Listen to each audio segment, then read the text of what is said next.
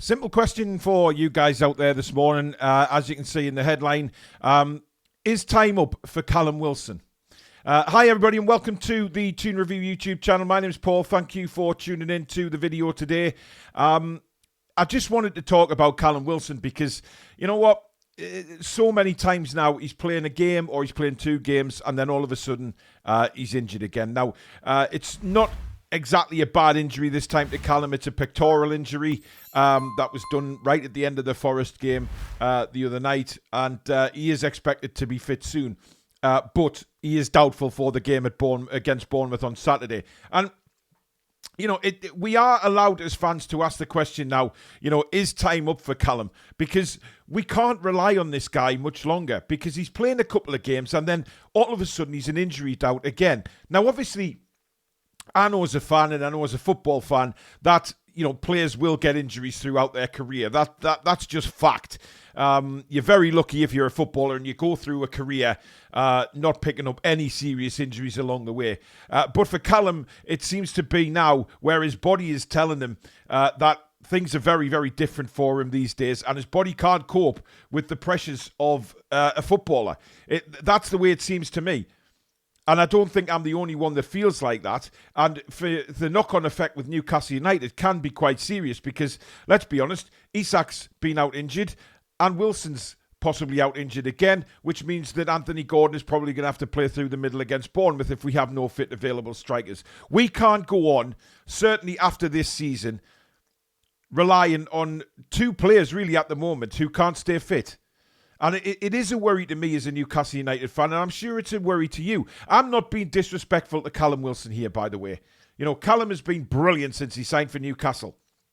He's been a proven goal scorer all through his career, and he's deserved to get where he's got. But there is a time in a footballer's life where, you know, you start the decline down the other side of the mountain. He's made it to the top, and he's coming back down the other side now. And for me, his body is telling him that, you know, time is running out. Simple as that. Time is running out for Callum. And again, like I say, it's no disrespect. But Newcastle United surely now have to start moving on and looking for another striker. Because at the moment, the way it's going, you know, we are just stuck in a rut with two strikers who can't stay fit. We don't seem to have a striker coming through the academy, which is another huge concern. Yes, we do have Anthony Gordon who can play there, obviously, through the middle and do a very good job at it. But for me, you know, this should have been addressed last summer. And I think a lot of fans have questioned that as to why it wasn't addressed last summer, that we went into the season with just two strikers in Wilson and Isak. Obviously, we let Chris Wood go. That seemed like a good idea at the time if we replaced him. But we didn't. And that, for me, is the big thing in the summer. We didn't replace Chris Wood. And for some God-unknownly reason, we didn't look at another striker. And I'm sorry, but you've got to ask questions as to what we were thinking at that time, as to why, you know, the Newcastle hierarchy thought it was good to go into a season with two strikers. And with Callum Wilson's previous injury record as well, where was the sense in that? Even if we brought a lone striker in for the season just to cover. Because now we're left in a situation again where, look, second half of the season, and we've said this before, we can look to do really well. We can have an opportunity to finish as high up in the table as we possibly can and have a very good FA Cup run. You know, right now we're going to Blackburn in this round. We've got a massive chance of getting through to the next round and momentum building. But for the Premier League, it's a little bit more difficult for us if we don't have any strikers. Or we can't rely on strikers, more to the point. You know, I didn't think Callum played particularly well at Nottingham Forest, to be honest. I thought he was bossed out the game a lot of the time. There wasn't any real crosses for him to thrive on, but his hold-up play wasn't like it was the week before against Luton. You know, he bossed those defenders against Luton in the second half and had a great second half. But then he starts against Nottingham Forest, and I thought he was poor. But then he gets an injury, and, you know, again, Newcastle are saying we don't think it's serious. We're going to see how he is. It looks like they're going to wait till Friday before they make a decision on him. They'll see what his fitness is like on Friday. But again, he's missing some training this week, and then they're going to put him in if he's fit against Bournemouth. Which again, if he's only had 1 day training, God knows how he's going to get through the game. And that's got to be a concern to a lot of Newcastle fans. It's certainly a concern to me, because I think we have a wonderful chance of definitely finishing Europe this season. We've had some really good away performances lately and picked up some points, and now we're on a charge again. And it seems that charge is just a little broken down, that we don't have strikers available. We've got this thing going on at left back with Dan Burn. Does he play? Does he not? But the main concern for me now is a bloody striker. And lessons have got to be learned from last summer when we go into this summer's transfer window. It simply has to be that lessons are learned and we cover the positions that are vitally important to the football club. As for Callum Wilson's future, listen, I think if a bid comes in for Callum in the summer, we let him go. Again, I don't want to sound disrespectful to Callum, because he's had his moments at Newcastle. There's no doubt about that. But we cannot rely on Callum Wilson to stay fit anymore. I think time is up with this. And, when I put that headline there saying, is time up for Callum Wilson? Yes, I think it is. I think we see this season out with Callum Wilson, get him to play as many games as he possibly can, obviously, for what he's fit for, and then we move on.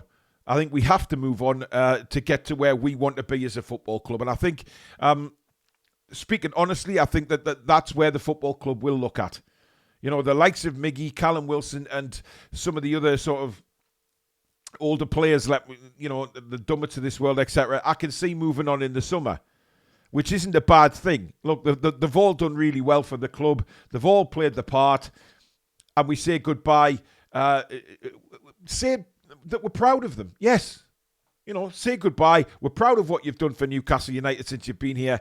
Thank you for your service. And these players can leave the club with their heads held very, very high. But we have to make that cutthroat decision now. We have to do that. We cannot rely on Callum Wilson anymore. I mean, listen, is there a muscle that Callum Wilson doesn't injure? I mean, we've heard some strange injuries this season. But now a pectoral injury. I mean, Christ, it's just one after the other. And, you don't get excited about Callum Wilson coming back to fitness anymore. There used to be a time where you were saying, oh, yeah, great, Callum's back. But now, it's sort of, oh, Callum's back, but how long's he back for? You can never put a definitive spin on it. It's always you're just waiting for that little bit of news after a game that Callum Wilson, he's had to come off with a muscle problem, etc., etc. Or, when we next hear from the manager after a game, or Callum hasn't trained for a couple of days, he's got a little bit of a muscle problem. It's not serious, and then we don't see him for 3 or 4 weeks. I may sound, like I'm having a dig at Callum, but I'm really not. It's just that point in his career now where it looks like his body is saying, I can't go through this anymore.